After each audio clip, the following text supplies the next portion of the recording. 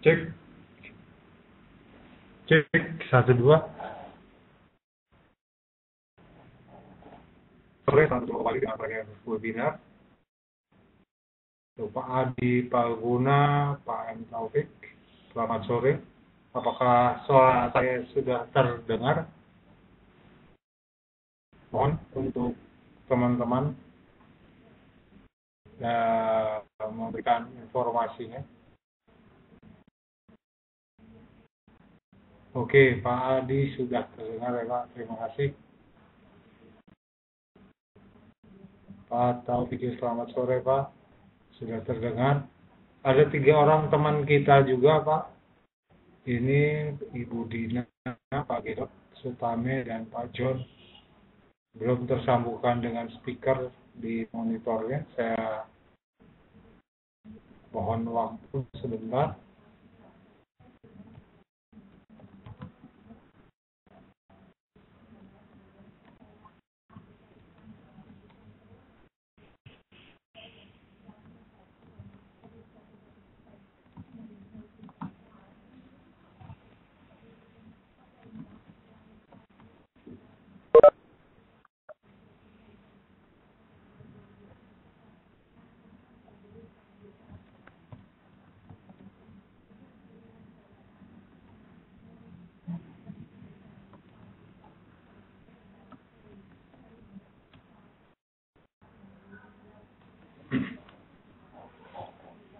Baik, tinggal Dina Agustina saja yang belum tersambungkan dengan speaker di komputer ya.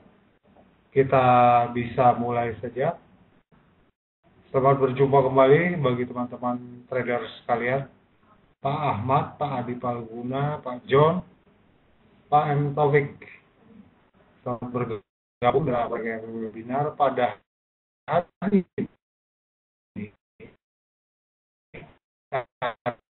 Kamis 2017.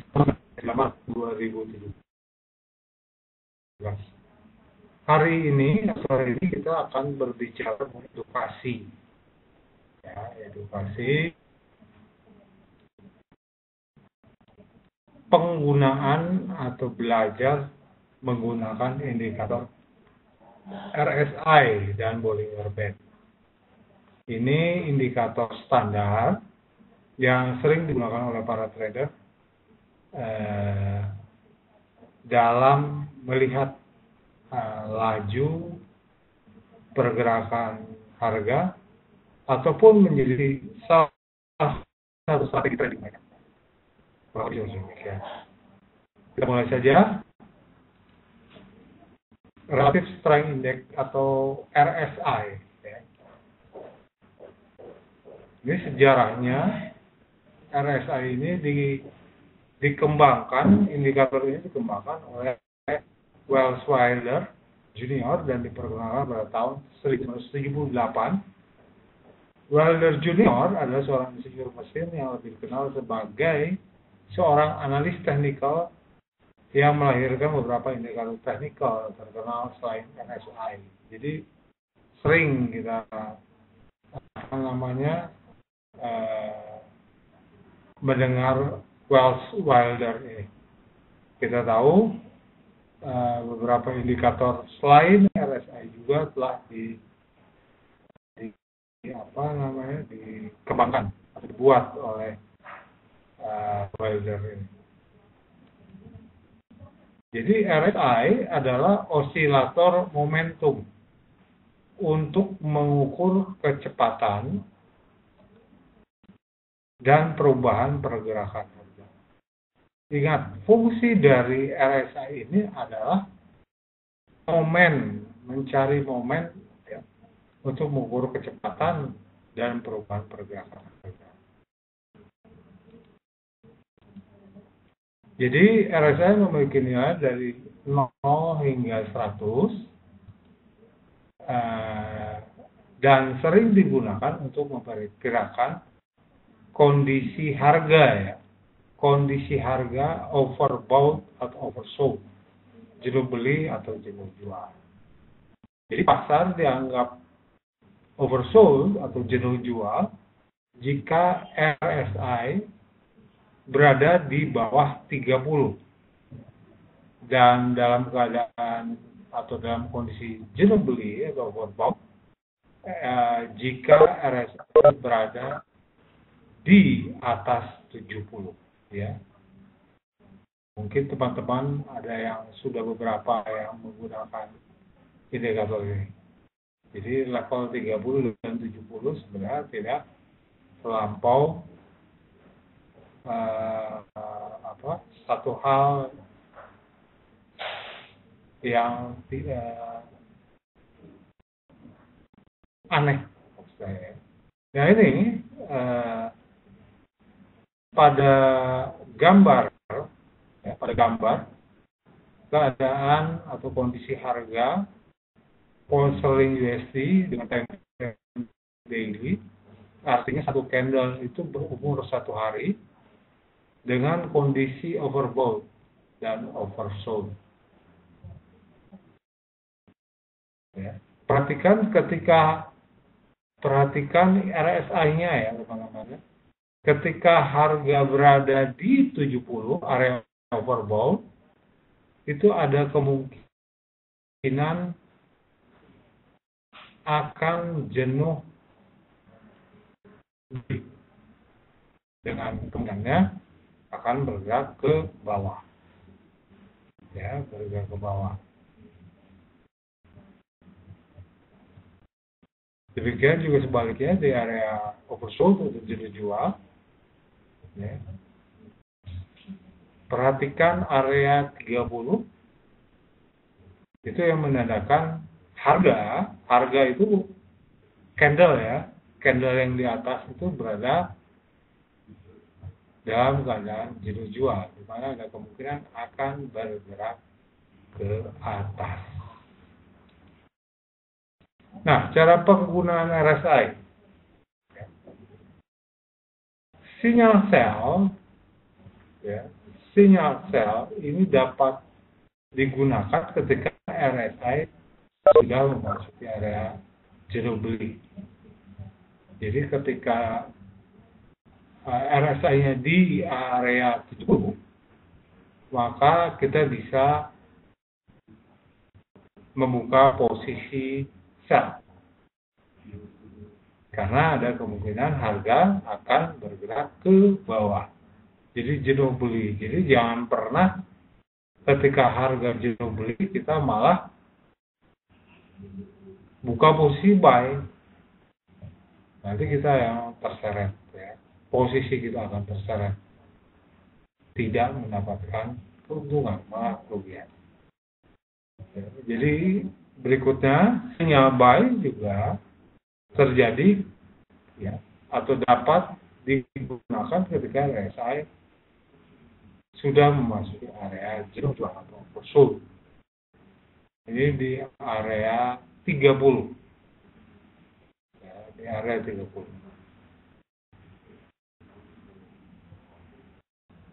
Nah, konfirmasinya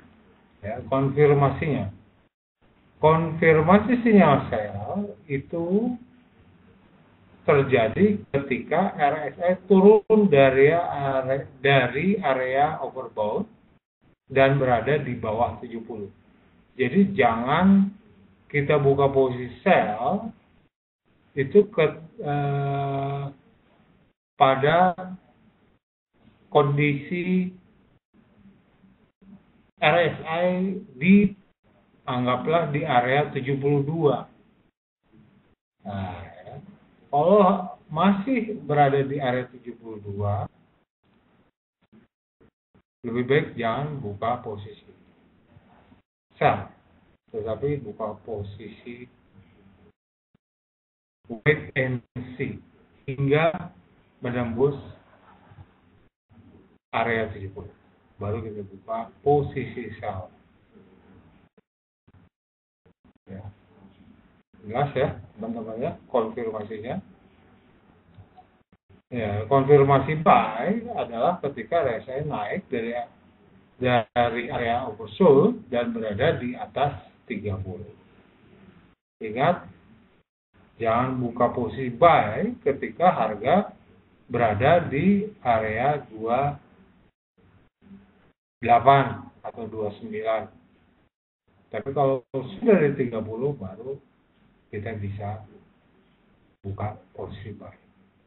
Jadi ketika harga berada di area 29, tanda atau sinyal kita membuka posisi buy. Belum buka posisi buy, tetapi tanda saja ketika harga menembus 30, dianggaplah di 32, 34, atau 35, sinyal buy tersebut telah terkonfirmasi. Baru kita buka posisi buy. Kurang lebih seperti demikian. Ya, tidak terlalu sulit saya kira ya. Nah, ini contohnya.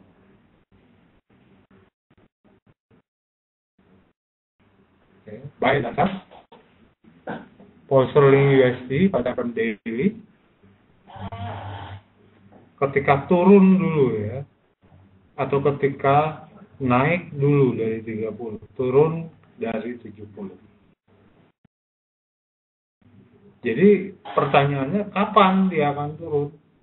Kadang-kadang kita yang tidak sabar menunggu ya.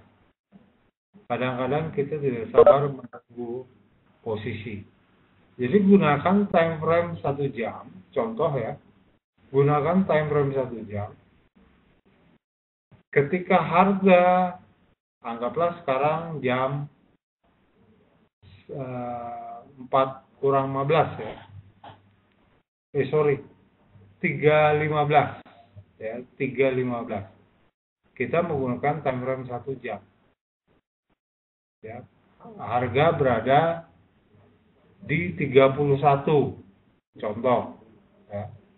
RSI-nya berada di 31. Maka ada kesempatan kita buka posisi buy. Tetapi saya sarankan lebih baik ganti dulu candle yang sedang berjalan. Artinya, jika memang nanti pergantian candle pada jam 4 itu, posisi RSI di atas 30, 32, 33, 35 gitu ya, baru kita buka posisi buy. Jangan ketika pada saat sekarang.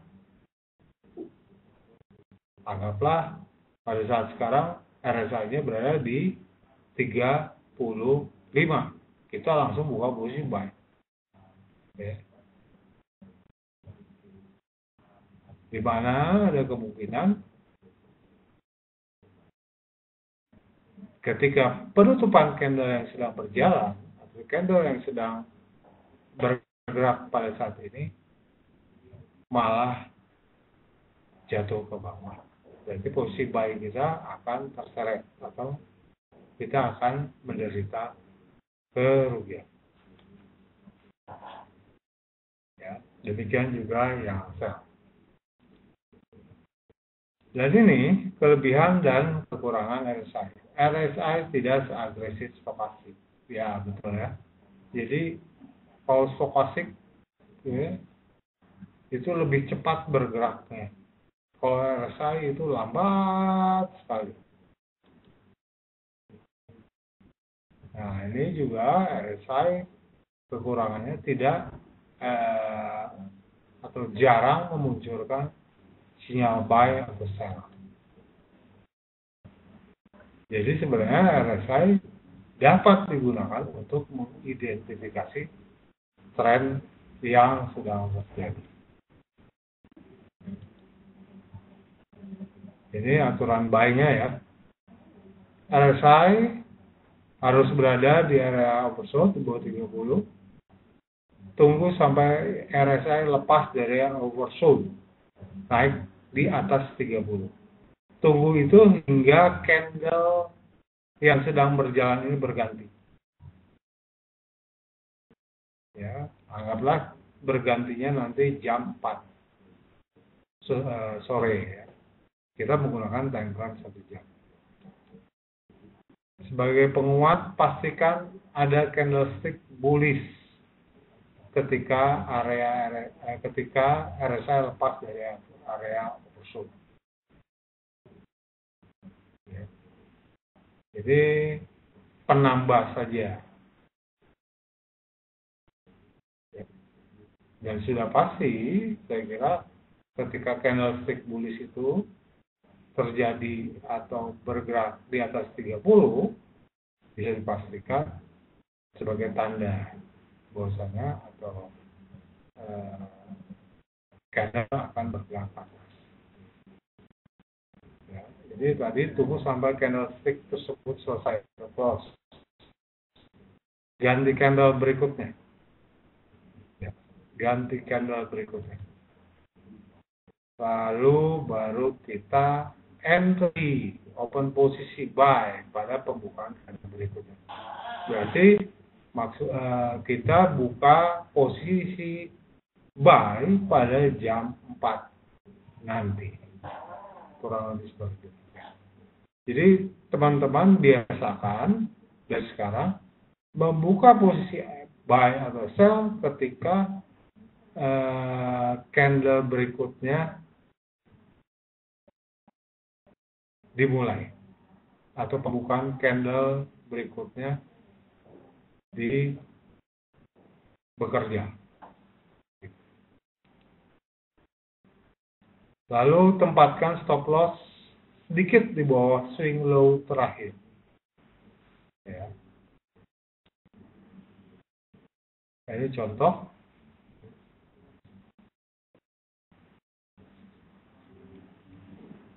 Ini pound sterling USD time frame daily. Ya, perhatikan RSI naik ke atas 30, ganti candle yang warna biru yang terakhir, baru opening berikutnya baru kita buka posisi. Dan perhatikan RSI berada di area 47.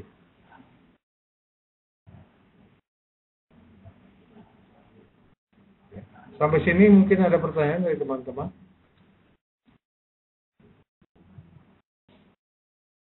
Jadi ada teman-teman kita, Pak Gedot, Pak Murmadan, Bu Tuti, Pak Yuan juga belum bersambungan dengan speaker, mereka hanya melihat saja, tidak bisa mendengar.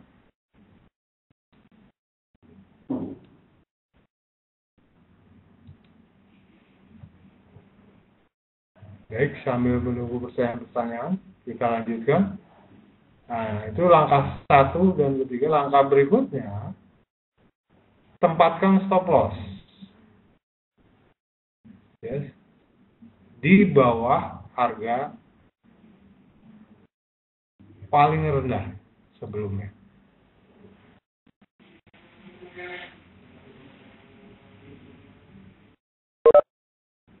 Ya. Stop loss itu dibuka ketika posisi buy sudah open atau pending. Lebih seperti itu.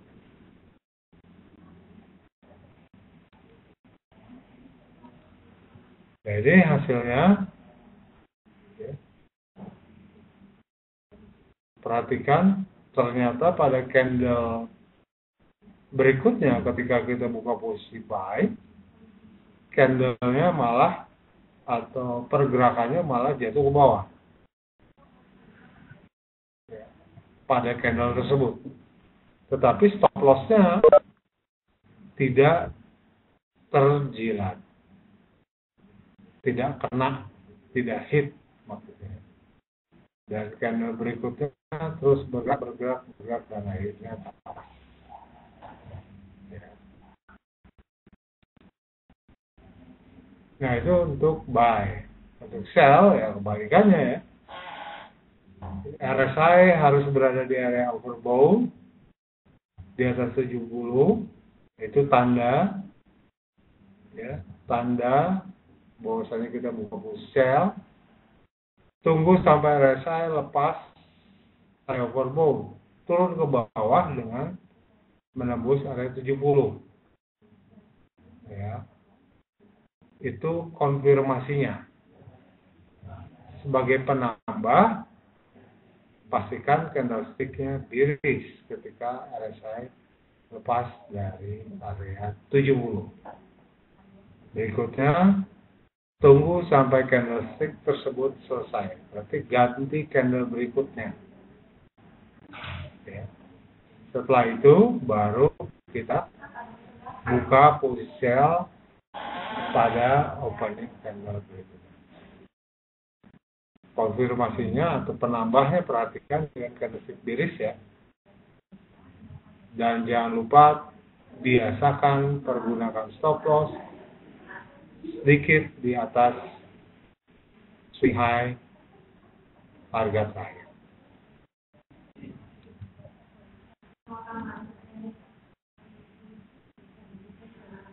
Ya, jadi perhatikan teman-teman sekalian. Ya. Ketika RSI berada di area 70, itu tanda kita tunggu konfirmasi. Ya, kita tunggu konfirmasi. Konfirmasinya RSI menembus area 70. Ya. Lalu candlestick bearish. Opening candle pada time frame 1 jam itu pada nanti jam 4 contohnya. Lalu tempatkan stop loss. Hasilnya harga jatuh.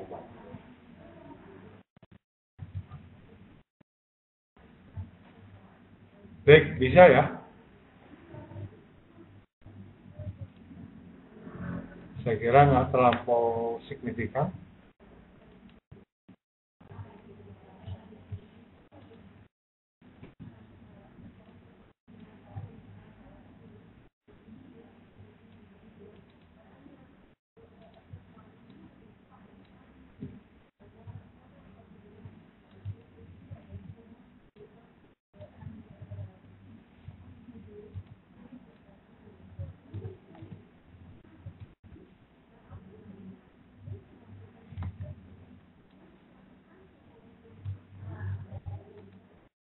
Sebentar teman-teman, saya mau ini untuk Pak Murmadan.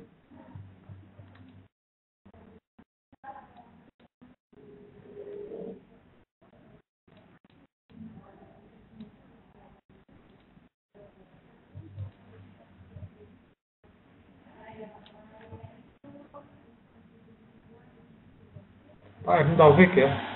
Pertanyaannya, Pak, kalau kita pakai indikator RSI pada saat kita mau open posisi, apakah harus mengikuti arah tren?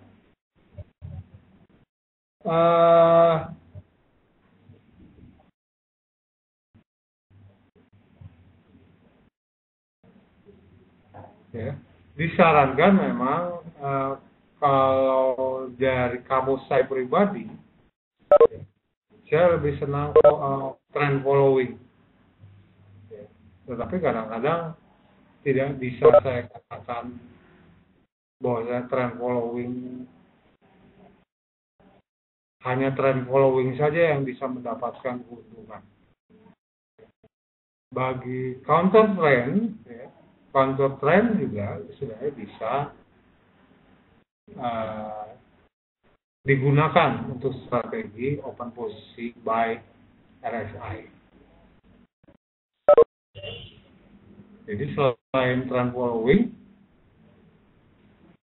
untuk yang counter trend, artinya yang dimaksud dengan Pak M. Taufik, ya, bisa juga digunakan. Jadi kurang lebih seperti demikian. Jadi kalau saya katakan trend following yang terbaik, saya bisa salah. Karena ada banyak trader yang menggunakan counter trend juga. Baik, jadi Pak Adi, Pak Guna, kalau untuk gold, sekarang RSI sudah ke atas 30 kan Pak? Kita lihat teman-teman, saya juga nggak bisa lihat. Gold time frame-nya berapa Pak?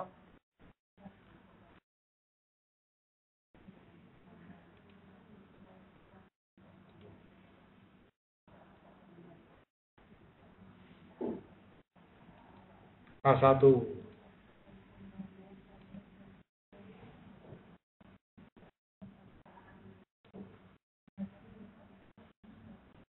Masih 30,35. Ya, 30,29 pada saat ini. Memang sudah ke atas, tetapi tunggu candle berikutnya. Nah, berarti kita lihat pada pergantian candle jam 4 nanti, Pak. Pak Adi. Pak Murmadan sudah terdengar. Baik.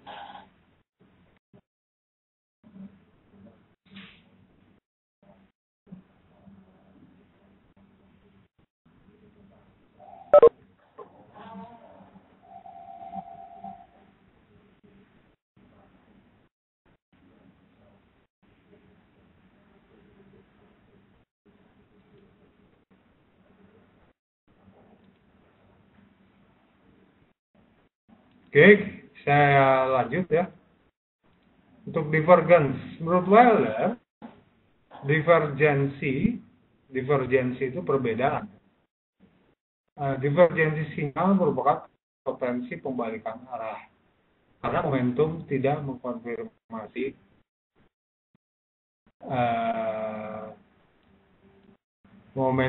mengkonfirmasi pergerakan arah harga, maaf ya. Sebuah bullish divergence terjadi ketika harga bergerak turun dan merendah, sedangkan RSI bergerak naik. Sebaliknya, bullish divergence itu ketika harga bergerak naik, RSI-nya turun. Nanti kita lihat gambarnya. Nah, ini contoh divergence. Ya. Harganya jatuh, ya, perhatikan harganya jatuh, tapi RSI-nya naik. Nah, ini. Itu perbedaan. Itu artinya divergence itu ya tidak sama antara harga dengan indikator atau RSI pada saat ini. Itu sebagai sinyal pergantian arah menurut Wilder. Ya.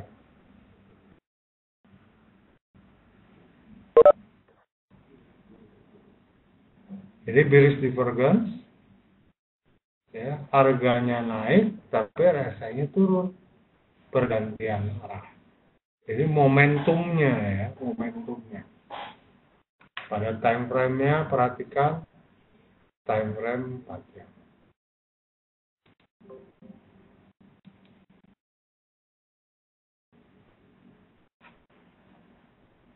Ya, itu fungsi dari divergence itu sangat signifikan dan sering dipakai sebagai momen untuk pergantian. Artinya bagi trader yang menggunakan mazhab counter trend itu dipakai ya, dipergunakan untuk pergantian arah harga. Tetapi bagi yang trend following mungkin tidak dilihat. Seperti saya sebenarnya mazhabnya trend following, teman-teman sekalian.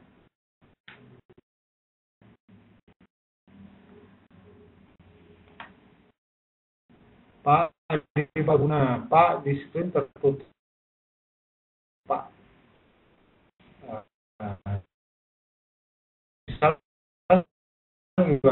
apakah sudah terbuka?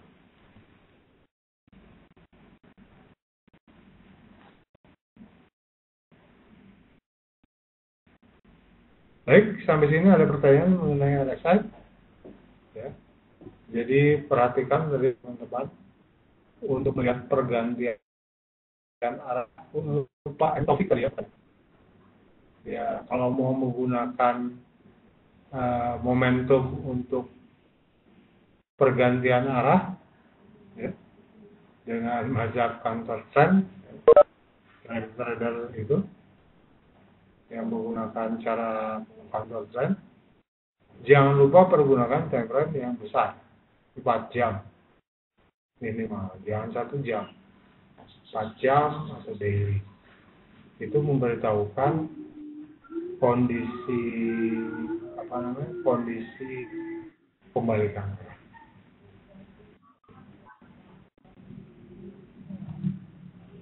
Baik, saya lanjut Bollinger Band ya.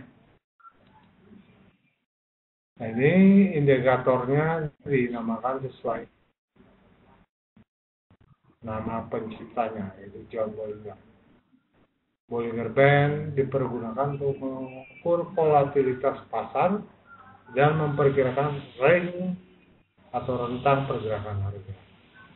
Indikator ini terdiri atas 3 garis yang bergerak mengikuti pergerakan harga, yaitu upper band, middle band, dan lower band.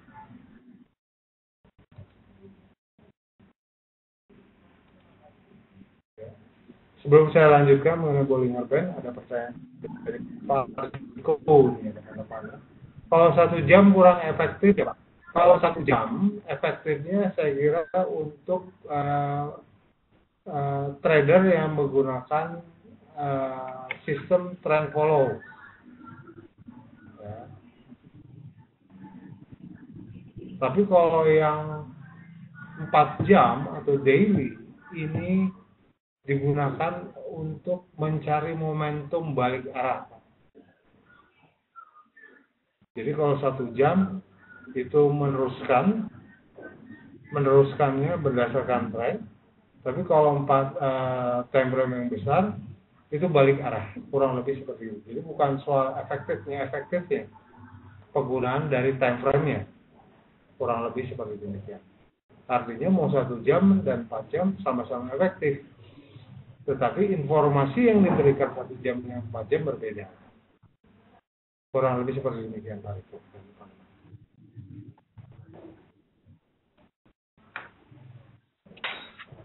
Contoh di euro ambil 4 jam efektif berapa? Saya lihat dulu ya sebelum saya masuk ke Bollinger. Euro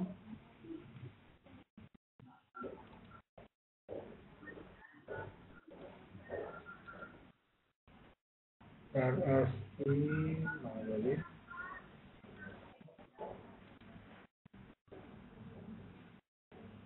Nah ini efektif enggak? Untuk apa nih Pak efektifnya? Saya tanya.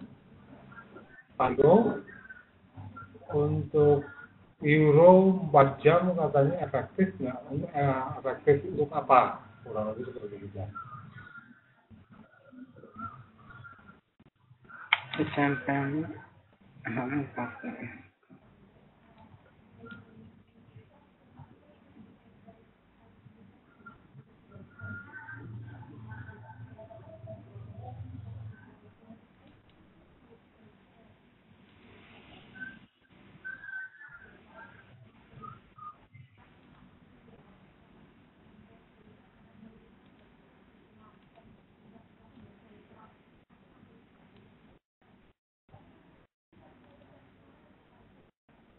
Sampai efektif ambil take profit 200. Take profit 200. Oh, kalau soal take profit beda lagi ceritanya Pak. Ya, beda lagi ceritanya. Artinya kita harus belajar tentang support dan resistance. Target profit atau stop loss. Kurang lebih seperti demikian. Ya, saya kira tadinya efektif terhadap fungsi penggunaan RSI-nya aja. Tapi kalau take profit nanti ada bahasan tersendiri Pak. Demikian Pak Riko.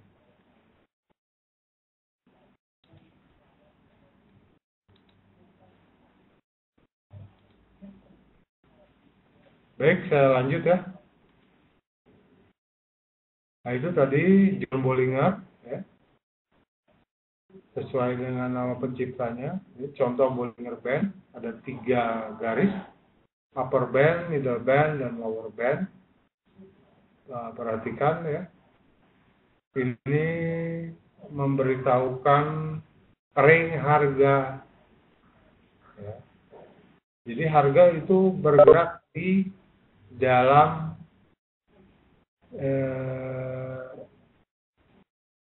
antara upper band dan lower band. Range harganya seperti itu. Jadi middle band adalah moving average yang merupakan dasar bagi perhitungan upper band dan lower band. Yaitu ya, moving average yang simple. Jadi jarak antara upper band dan lower band juga middle band dipengaruhi oleh volatilitas yang terjadi. Semakin besar volatilitasnya, maka jarak antar band akan semakin lebar. Jika semakin kecil volatilitas pergerakannya, maka jarak antar band akan semakin kecil atau tipis.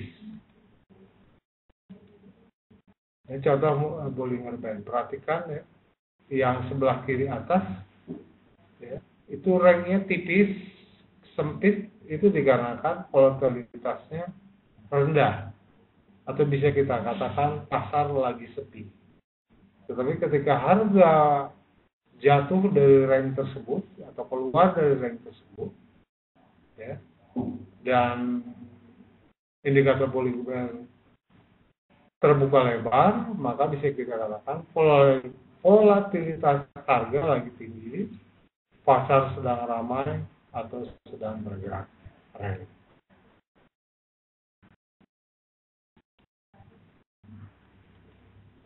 Nah, ini strategi bounce trading. Manfaatkan upper band dan lower band sebagai resisten dan support dinamis. Upper band sebagai resisten dinamis, lower band sebagai support dinamis. Ini bounce ya. Middle band dilibatkan terutama sebagai target. Harga cenderung memantul kembali ke middle band setelah mencapai upper band dan lower band. Strateginya cari level buy di area lower band atau cari level sell di area upper band. Targetnya adalah area middle band. Ini contoh strategi menggunakan Bollinger Band. Ini US dollar Japanese yen pergerakannya dengan time frame tinggi. Ya. Jadi ngebuy di bawah di lower band, targetnya middle band yang di tengah, dan ambil posisi sell di atas, ya, dan targetnya middle band.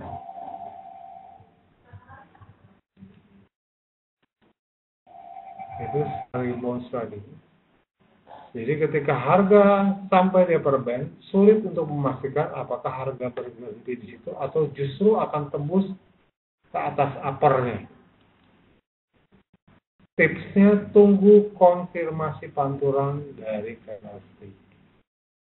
Jadi strategi BB ini efektif digunakan pada saat pasar sedang dalam keadaan sideways, ya, menggunakan time frame yang panjang. Jadi strategi bounce trading ini efektif ketika kita menggunakan time frame yang besar, minimal 4 jam, ya, dan dalam keadaan kondisi sideways.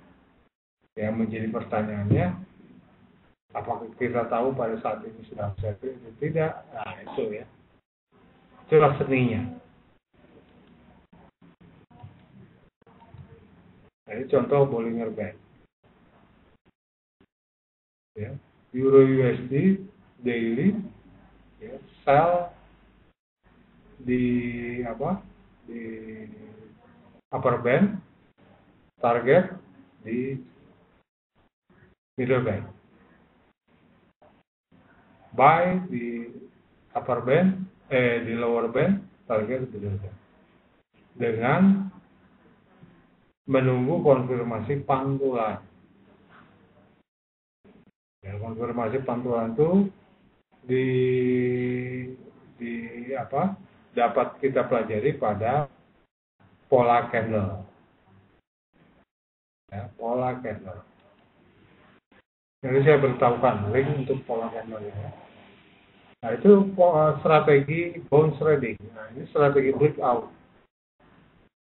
Breakout yang terjadi biasanya diikuti oleh BB yang secara cepat melebar dan harga menembus upper band atau lower band. Kondisi itulah yang menjadi sinyal untuk melakukan open posisi. Jika upper band yang tembus, maka strateginya adalah buy. Jadi buy ketika upper band tembus. Kalau bounce itu buy di lower band ketika harga tertahan dan memantul. Ya. Jika lower band tembus, maka strateginya sell. Ini contoh Bollinger Band. Nah, ini perhatikan teman-teman. Ya, Bollinger Band melebar, diikuti rally, harga tembus upper band, baru kita buy. Harus tembus dulu. Ya, ini strategi breakout ya.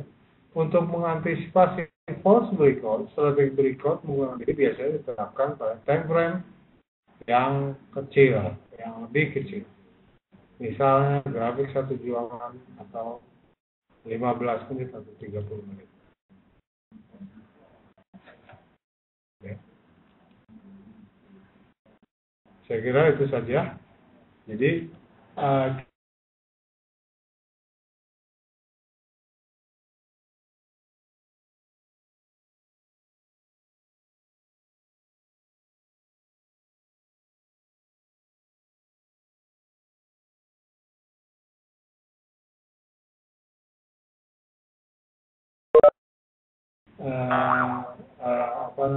breakout. Perbedaannya kalau bounce trading itu menggunakan time frame yang besar. Kalau yang breakout itu menggunakan time frame yang kecil. Kurang lebih seperti itu. Buka posisi ketika harga menembus menembus upper band jika breakout. Tetapi kalau buka posisi